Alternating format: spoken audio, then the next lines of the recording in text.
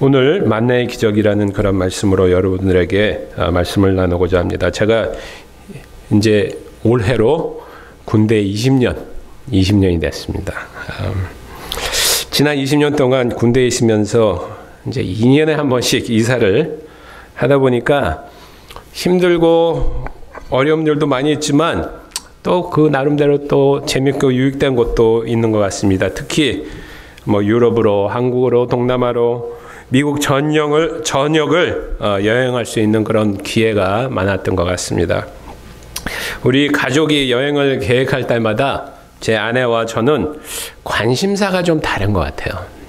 저희 와이프는 먼저 아름다운 지역, 또 합리적인 가격과 편안한 위치에 있는 그런 좋은 호텔을 먼저 찾습니다. 깨끗한 곳.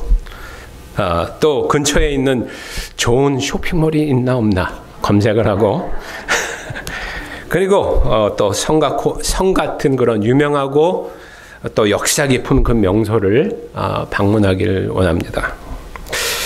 제가 가장 검색하는 것은 무엇일까요? 여러분들 이미 짐작하고 계실 거예요. 그렇죠. 맛있는 음식을 먹는 것입니다.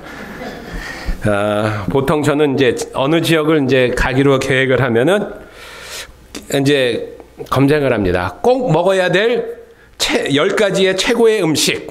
딱 유튜브에 딱 치면은 몇 가지가 막 올라오죠. 그러면은 이제 그 음식들을 어디서 먹을 수 있는지 이제 열심히 찾아다닙니다. 그렇게 열심히 찾아다니다 이제 유럽에서도 맛있는 음식 많이 먹었어요.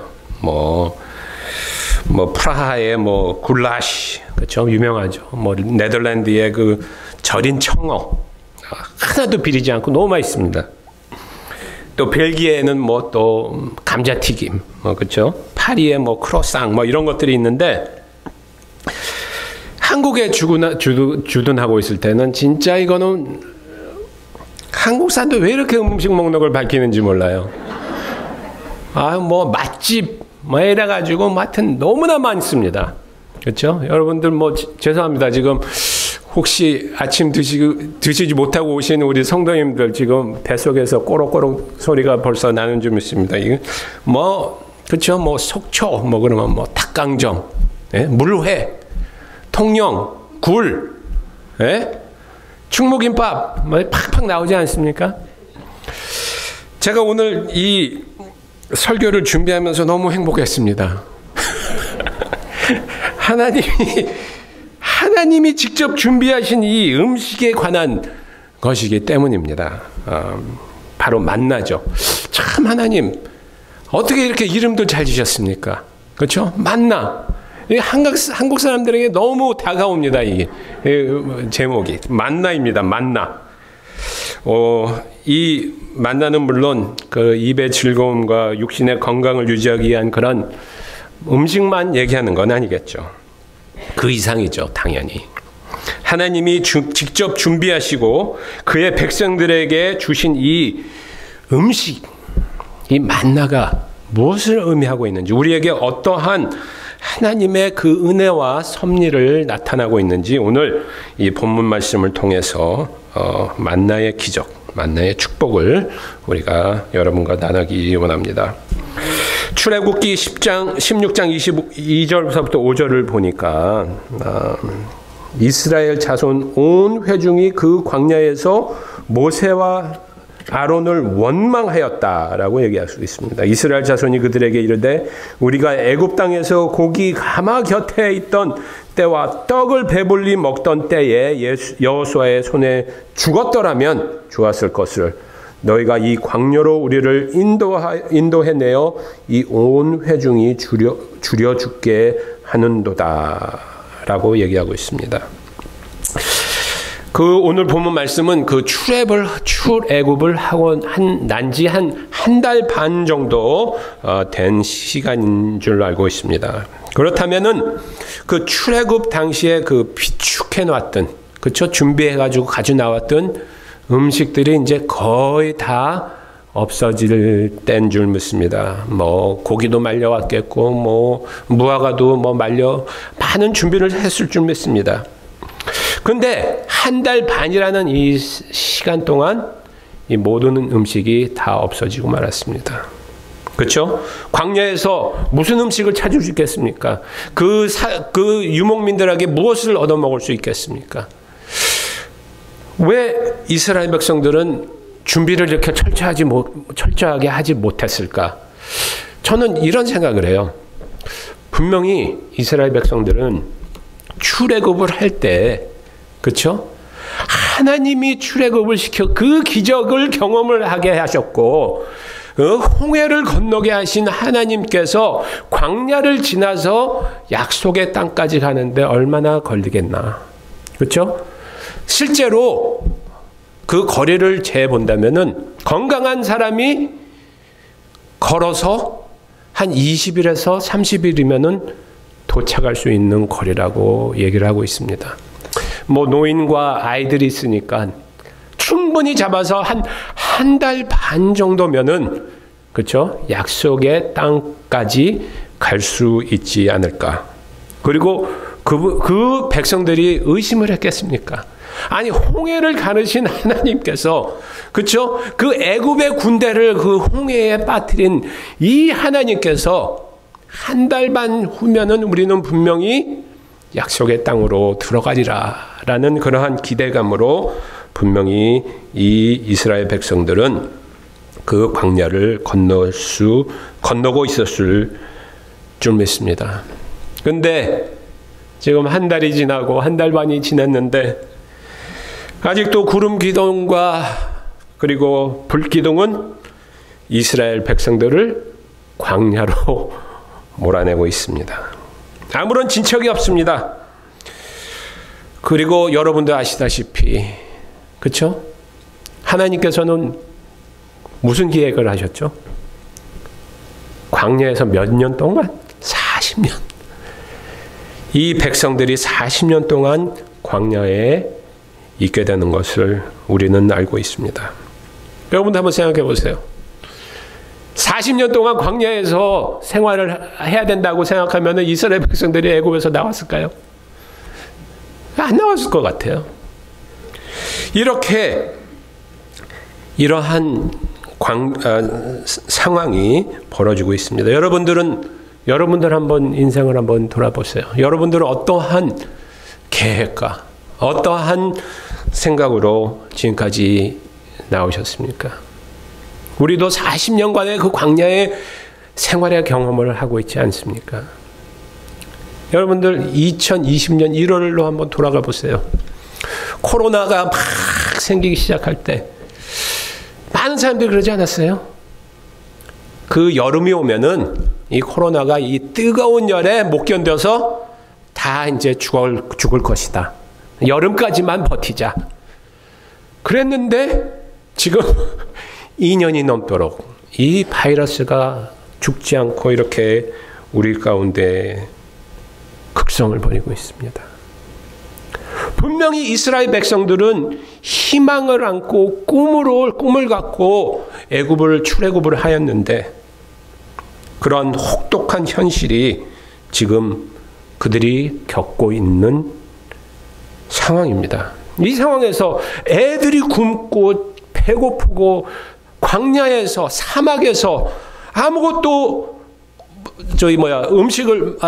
곡식을 재배할 수 없는 이곳에서 참 이러한 불평을 한다. 저는 그렇게 그쵸?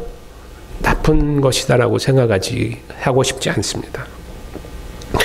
이스라엘 백성들에게 믿음이 없어서 그런 일이 벌어진 거라고 우리가 간단하게 생각하면 곤란할 것 같습니다.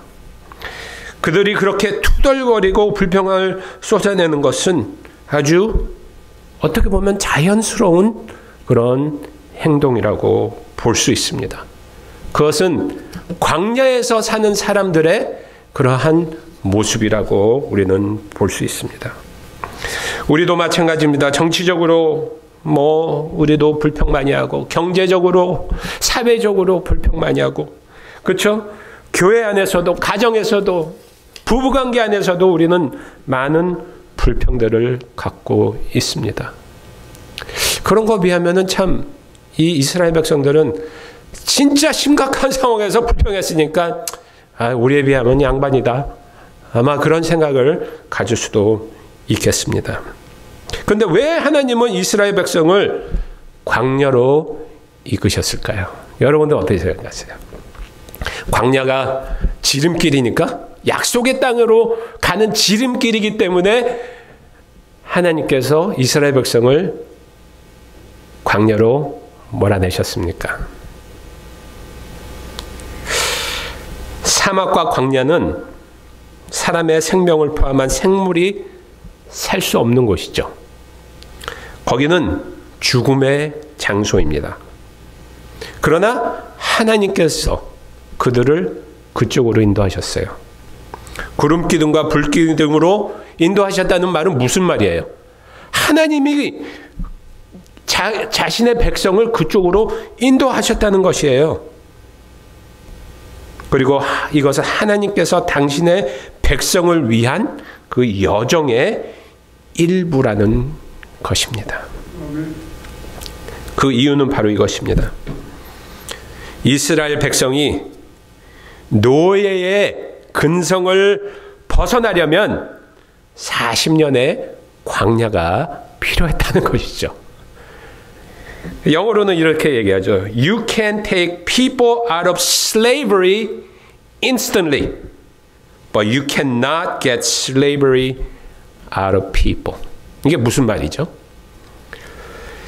육체적으로는 노예 상태에서 벗어났지만 근성은, 그 생각, 그 라이프 스타일은 아직도 노예라는 것입니다.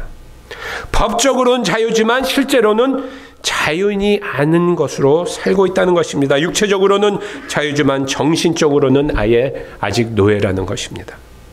이스라엘 백성을 광야로 인도하신 하나님의 목적은 지름길이 아니라 이 백성들이, 하나님이 사랑하시는 백성들이 온전한 자유를 얻게 하기 위해 이 광야로 보내셨다는 것입니다.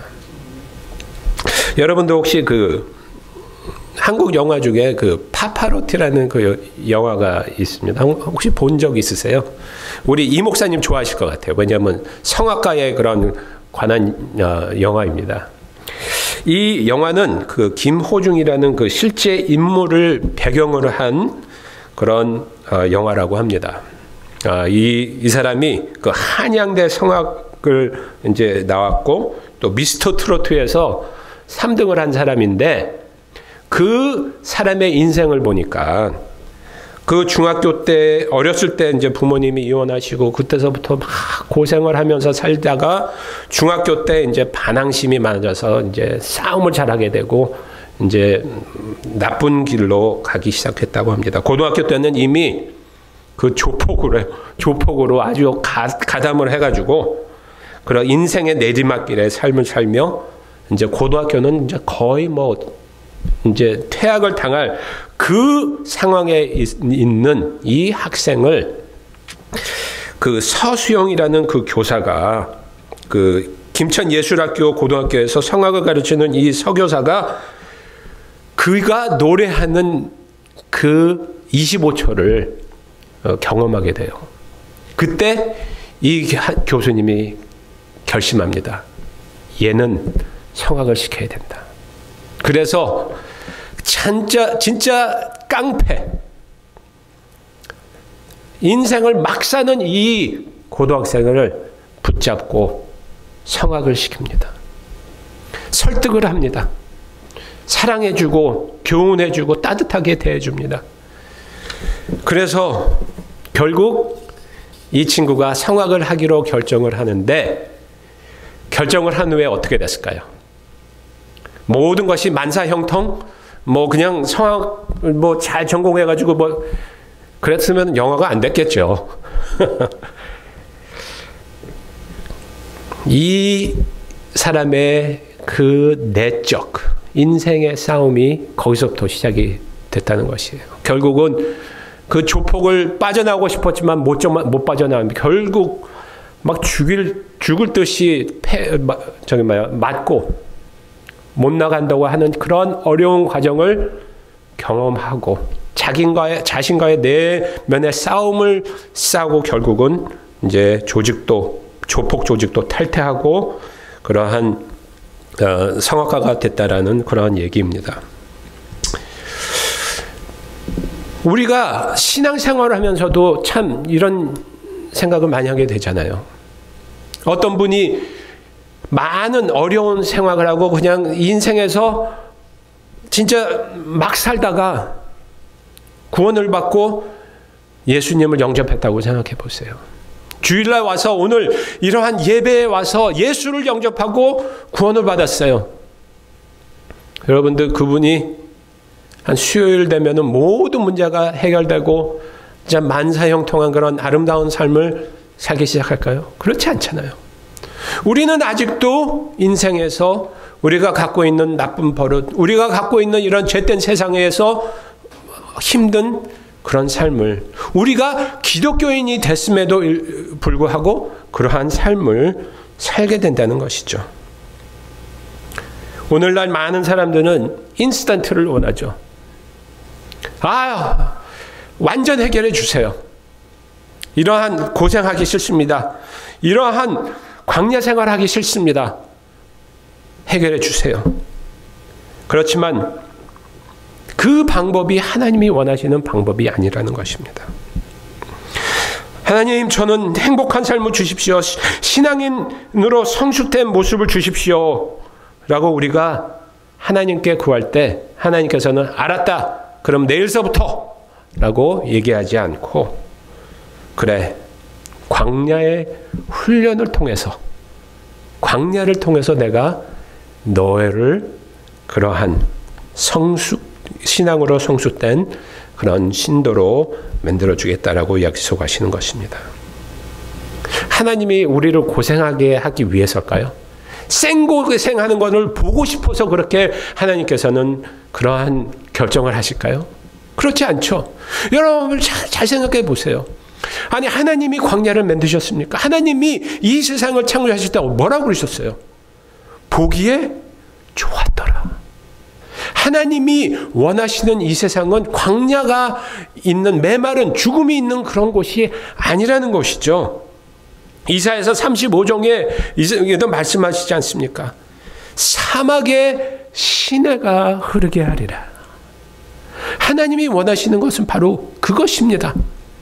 하나님이 우리에게 원하시는, 하나님의 자녀들에게 주고 싶은 것은 바로 그것이라는 것이에요. 축복을 주기 원하시고 진짜 행복하게 하기 원하시는, 그렇기 때문에 자기의 아들 예수 그리스도도 아끼지 아니하시고 우리에게 주시지 않으셨습니까?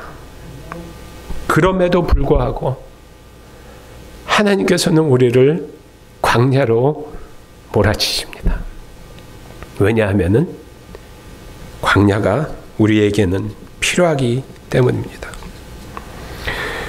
마태복음 5장 10절에서 12절까지 이런 말씀이 있습니다. 의를 위하여 박해를 받는 자는 복이 있나니 천국이 그들의 것임이라. 나로 말미암아 너희를 욕하고 박해하고 거짓으로 너희를 거슬러 모든 악한 말을 할 때는 너에게 복이 있나니 기뻐하고 즐거워하라. 하늘에서 너희의 상이 큼이라. 이 세상에서 고생하는 것이, 이 세상에서 광야의 생활을 하는 것이 하나님 안에서는 이것이 아름다운 곳이 될 수 있다는 것이에요. 그렇기 때문에 하나님께서는 우리를 광야로 몰아치는 것입니다. 우리를 고생하게 하는 것이 아니라 하나님의 영광을 함께 나누게 되기 원하시기 때문입니다.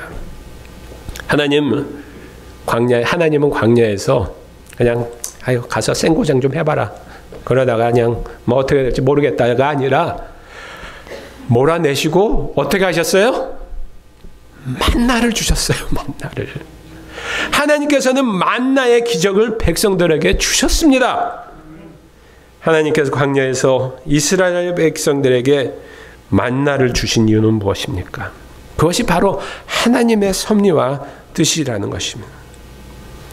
하나님은 여전히 그의 백성을 사랑하시고 돌보시고 필요한 것을 제공하신다는 것입니다. 사막이나 광야에서는 식량을 모으는 것을 우리는 기대할 수 없습니다. 근데 하나님이 광야로 하나님의 백성을 나가시니까 무슨 기적이 생기냐면은 이 사막에서 식량도 안 나고 곡식도 기울 수 없는 이곳에서 음식이 생겨요. 물이 넘쳐오릅니다. 하나님이 40년 동안 한 명도 굶어 죽지 않게 하셨습니다. 그게 기적이에요. 그게 무슨 말입니까? 이 세상에 아무리 아름답고 진짜 훌륭한 그러한 삶을 살더라도 하나님이 없으면 그게 무슨 삶이에요? 죽을 삶이에요. 우리의 삶이 아무리 어렵고 힘들고 광야의 생활이라 할지라도 하나님이 계시면 어떻게 돼요? 거기가 아름다운 곳이고 하나님이 우리에게 주신 아주 훌륭한 곳이라는 것입니다. 하나님께서는 광야에서 이스라엘 백성에게 만나를 주셨습니다. 그러나 막 주신 게 아니에요. 거기에도 규칙이 있어요. 따라야 될 그런 법이 있단 말이에요. 하나님께서 뭐라고 말씀하셨냐면은 매일 나가서 만나를 가지고 와라. 매일 가서. 아니 근데 하나님, 그렇죠? 우리는 좀 편한 걸 원하잖아요. 하나님의 그 만나는 분명히 하나님의 기적인데, 아니 하나님께서 기적을 베푸시려면 좀 통 크게 좀 베푸셔서, 그렇죠?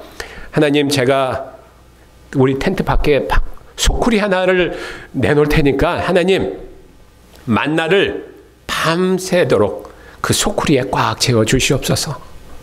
그래서 밖에 나가서 딱 잡아가지고 가져와가지고 먹으면 되니까. 아마 좀 그랬으면 좋지 않았을까요? 그렇죠? 근데 하나님께서는 밖에 나가서 아침 내내 가서 고생해가지고 그것을 다 걷어오라고 얘기를 하십니다. 매일 걷어오신. 그리고 안식일에는 나가지 마라. 6째 날 나가서 2배로 걷어와서 안식을 거룩히 지키라고 얘기를 하는데, 이스라엘 백성이 7일째 나갔을까요? 안 나갔을까요? 나갔어요. 불순종했어요. 나가지 말랐는데 나가서 만나를 찾았는데 없었다는 것이에요. 이게 무슨 말일까요? 분명히 하나님께서는 출애굽할 때는 우리 이스라엘 백성들이 한 것이 하나도 없어요. 모든 것이 100%가 하나님의 은혜예요. 근데 광야에서는 그런 수동적인 그러한 신앙 모습이 아니라 활동적인, 능동적인 그러한 신앙의 모습을 가지라고 하나님께서는 얘기를 하십니다. 명령을 하십니다. 밖에 나가서 매일매일 만나를 거둬와라. 모든 사람이 나가서 거둬와야 되는 것입니다. 자기가 먹을 것을 거둬야 되는 것입니다. 여러분 한번 생각해 보세요. 이 만나는 그러면은 분명히 신명기 8장 3절에 보면은 이런 얘기가 있습니다. 너를 낮추며 너를 줄이게 하시며 또 너도 알지 못하며 내 조상들도 알지 못하던 만나를 내게 먹이신 것은 사람이 떡으로만 사는 것이 아니요 여호와의 입에서 나오는 모든 말씀으로 사는 줄을 내게 알게 하려 하심이라 라고 신명기 8장 3절에 나와 있습니다. 만나를 주신 이유가 무엇일까요? 그리고 그 만나의 그런 영적 의미는 무엇일까요? 우리 한번 생각해 보도록 하겠습니다. 첫째로 오늘 이 신명기 8장 3장에 나왔듯이 하나님께서는 우리로 하여금 광야의 삶을 살 때는 정신을 똑바로 차리고 살아라 라는 그런 의미가 갖고 있는 것 같습니다. 정신적인 그런 힘, 생각할 수 있는 힘, 우리가 우리의 모든 것, 육체와 영과 혼과 모든 것을 다하여서 우리가 살 수 있는 그 힘을 우리가 하나님께서는 얘기하고 계십니다. 그렇죠? 호랑이의 굴에 들어가도 정신만 똑바로 차리면 살 수 있다. 딱 맞네요. 호랑이 해니까.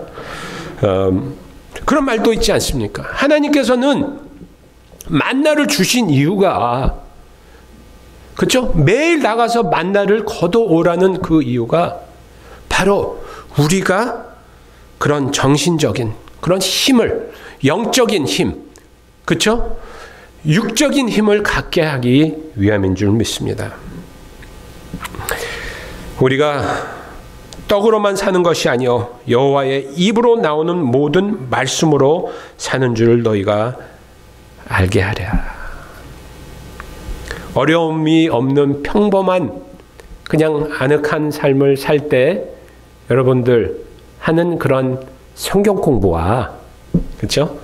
우리가 너무 어렵고 막 지치고 갈급하고 진짜 지푸라기 하나라도 붙잡고 싶은 그 상황에서 하는 성경 공부가 어떤 차이가 있을까요? 큰 차이가 있죠. 아늑하고 배 따시면은 그냥 아유 좋은 말씀이네 지식으로만 받아들이는 것이, 하나님의 말씀을 우리가 어려운 상황에서 하나님의 말씀을 접할 때 그것이 꿀이 되고 빵이 되고 음식이 되고 힘이 되고 에너지가 된다는 것입니다. 그것을 여기서 말씀하고 있습니다. 저도 진짜 이라크 2번 갔다 오고 아프간도 갔다 오면서 참 어려움도 많이 겪었지만 제일 힘든 게 그거잖아요. 병사들 죽어나가는 거. 병사들이 죽고 막 또 그 친구들 막 괴로워하고 슬퍼하고 그 다음날 또 그 사람 죽은 곳에 또 다시 나가서 또 파출을 해야 되고. 맨 처음에는 제가 그랬거든요. 내가 능력 주시는 자에서 내가 모든 걸 할 수 있는, 우리가 감당할 시험밖에는 줄 것이 없다. 막 제가 설교를 했단 말이에요. 근데 이런 어려움들이 딱 닥치고 나니까 어떻게 돼요? 하나님, 분명히 저를 하나님의 종으로 택하셨으면 내 병사들은 보호해줘야 되지 않겠습니까? 정신이 바짝 들더라고요. 왜냐하면은 죽겠으니까, 정신적으로 너무 힘드니까. 하나님을 붙잡는데 그냥 해주시면 감사하고 안 해주시면 뭐 인내하겠습니다. 이게 아니에요. 하나님 죽겠습니다. 하나님 살려주세요예요. 그런 마음이 생기다라는 것이에요. 그러한 힘을 하나님께서는 만나를 통해서 우리에게 주시겠다는 것입니다. 그리고 또 하나님께서는 우리에게 그 관계를 통한 힘을 주시겠다는 것이죠. 예수님께서 우리에게 주기도문을 주시면서 뭐라고 그랬어요? 일용할 양식을 주시옵소서. 일용할 양식을 주시옵소서. 하나님, 제가 게을러서가 아니라 좀 이것을 상황을 좀 더 효율적으로 하기 위해서 하나님 일주일에 한 번만 팍 내려주시고, 하나님 냉장고 하나 주시옵소서. 만나를 그냥 쫙 재워놓고 일주일씩 하면은 얼마나 효율적입니까? 딴 일을 많이 할 수 있지 않겠습니까? 그게 아니라 하나님께서는 매일 나가라. 매일 나가서 너의 필요한 것을 가져와라. 하나님께서 무슨 말씀하시냐면 관계를 얘기하는 것이지 않습니까? 하나님의 은혜를, 하나님의 기적을 일주일에 한 번씩 까먹을 쯤 되면은 기억하라는 것이 아니라 매일매일, 그렇죠? 우리가 하나님과의 관계가 매일매일 형성이 될 때 우리는 하나님의 기적을 매일 경험하고 하나님의 삶 안에서 살 수 있다는 것입니다. 여러분들, 우리가 이게 하나님의 드신 자는지 긴가민가, 내가 그동안 하나님께 매달리지 않았구나. 내가 몇 주 동안 주님께 진짜 나가지 못했구나, 기도하지 못했구나, 말씀을 접하지 못했구나.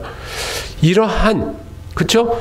기간이 길면 길수록 우리가 하나님의 말씀을 이해하는 것이 더뎌지고 그리고 힘들어진다는 것이죠. 하나님께서는 우리에게 가르칠 수 있는 힘, 광야에서 가질 수 있는 힘은 무엇이냐? 하나님과의 관계를 계속 유지하는 것이다 라고 말씀하고 계십니다. 그리고 그 공동체의 힘이 있습니다. 여기에 모세가 이르되 필요한 만큼 거둬와라 라고 했습니다. 그렇죠? 그 중간에 뭐 키 크고 등치 크고 그냥 손이 이만한 사람들이 있을 거예요. 그리고 키도 작고 손도 요만한. 근데 다 나가서 걷어오는데 모든 사람들이 자기가 먹을 수 있는 일용할 양식을 얻었다는 것이에요. 이 손이 큰 사람은 솔직히 이거 잘 못 잡아요. 많이는 들을 수 있는데 이거 뽑는 거 못한단 말이에요. 손이 작아야지 다 그거를 빨리빨리 없죠. 그런데 그렇게 다 가져와서 그 공동체 안에서 나누었다는 것이에요. 그게 바로 이 교회예요. 그렇죠? 우리가 주님 안에서의 그 신앙생활이요. 형제 자매 안에서의 삶이라는 것입니다. 여러분들 이제 결론 말씀을 맺도록 하겠습니다. 여기 4절에 보니까 하나님께서 만나를 주시는 게 시험이라고 했어요. 시험을 해주신다. 여러분도 한번 생각해 보세요. 여러분들 뭐 학교 다니시면서 시험 많이 보셨죠? 시험의 목표는 뭐죠? 학교가 추구하는 것은 점수 잘 받으면은 합격, 점수 못 받으면은 불합격. 제가 우리 아들을 이제 16살이라서 이제 운전을 가르치고 있어요, 지금.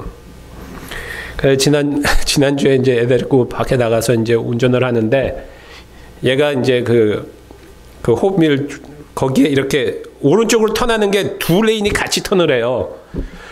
근데 얘가 그냥 옆에서 차가 둘이 같이 가는데 얘가 그냥 그거를 질러서 안으로 틀어버렸어요. 아주 그냥 큰 사고가 날 뻔했어요. 만약에 우리 아들이 시험 보다가 그렇게 했으면 어떻게 됐을까요? 분명히 떨어졌죠. 뭐. 시험 떨어지고 이제 운전면허증 못 따고. 그것이 시험의 목표입니다. 합격, 불합격. 근데 여기서 보니까 하나님이 우리를 시험하신다라고 얘기하세요. 하나님이 아버지께서 우리를 시험하시는 것이에요. 이게 그러면 합격, 불합격의 그러한 시험일까요? 아니, 내 아들 운전시킬 때 그러한 실수를 하더라도 저는 어떻게 돼요? 야, 또 나가서 우리 또 연습하자. 그 장소 또 가서 한번 잘해봐.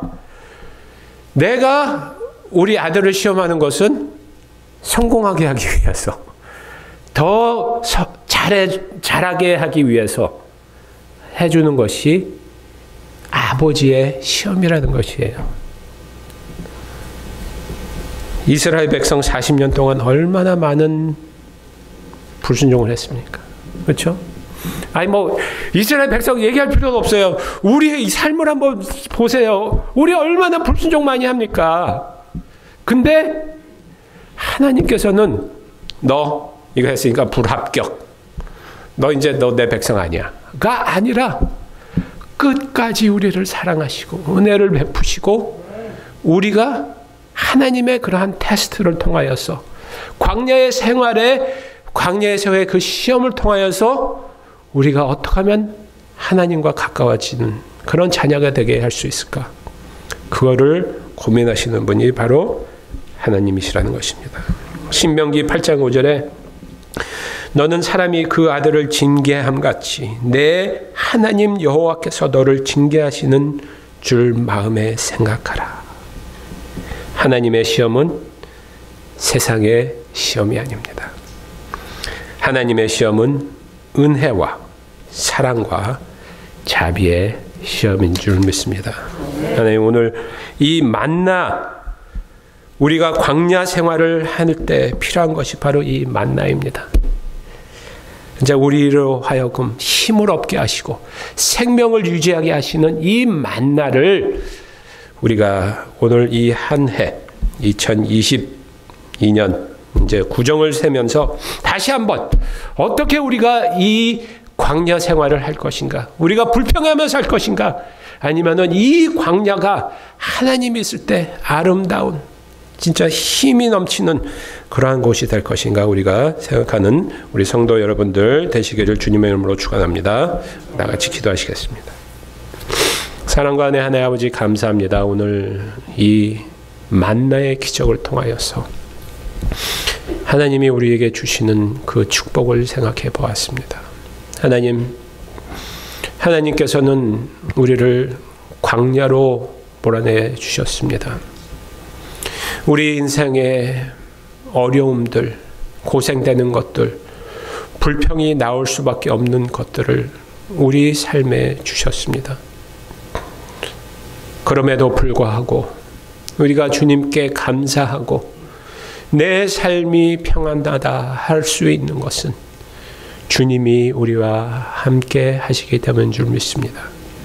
사랑과 은혜 하나님 아버지여, 우리가 이 광야 생활을 하면서 하나님이 우리에게 원하시는 것은 우리가 구원받은 데서 끝나는 것이 아니라 우리가 주님의 성도로 성화되는 그 과정에서 우리가 매일매일 하나님의 은혜를 만끽하고 하나님의 사랑을 받고 하나님과 관계를 매일 맺으며 주님을 따라가는 저희들 되게 하기 위해서인 줄 믿습니다. 하나님, 인도하여 주시옵소서. 축복하여 주시옵소서. 하나님, 주님만을 섬기는 저희들 한 명 한 명 되게 하여 주시옵소서. 이 모든 말씀 예수님의 이름으로 기도합나이다. 아멘.